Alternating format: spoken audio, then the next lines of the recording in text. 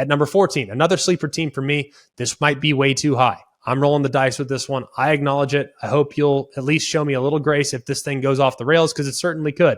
I'm taking the Wisconsin Badgers at number 14. Now, Phil Longo, the new offensive coordinator, completely altering the identity of what Wisconsin's been in the past. Now, when you bring the air raid or some variation of the air raid to Madison, Wisconsin, you're going to raise some eyebrows, because when that hire was first made, I'd be lying if I told you, man, I saw that coming. I didn't at all. But I know that Phil Longo, whether it be at Ole Miss, whether it be at North Carolina, whether it be at his prior stop at Sam Houston State, this guy knows how to score points, and he knows how to put a lot of strain on the opposing defense. He will likely do that now in Madison. I love their quarterback.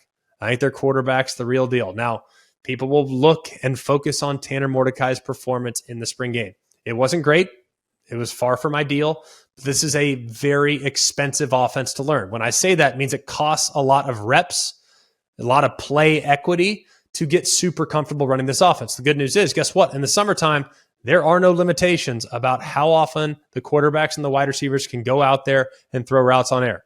You can do so voluntarily all day long if you so choose. And knowing this is Tanner Mordecai's opportunity to play again in the Power 5. Remember, he started Oklahoma, went to SMU, now is up in the Big Ten at Wisconsin. I think they will take advantage of every single rep. And we know that this run game is still going to be really good.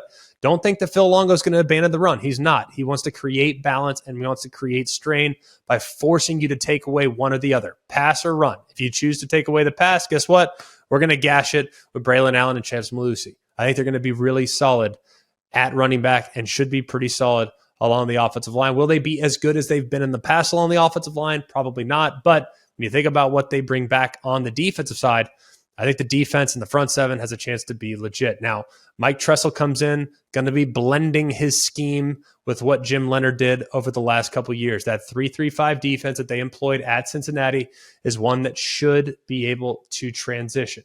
You bring back Najee as the leading tackler at 95 tackles, might feature him kind of in the middle, off the ball, might feature him as a pass rusher. You can move him around and play with him because he's that kind of a player.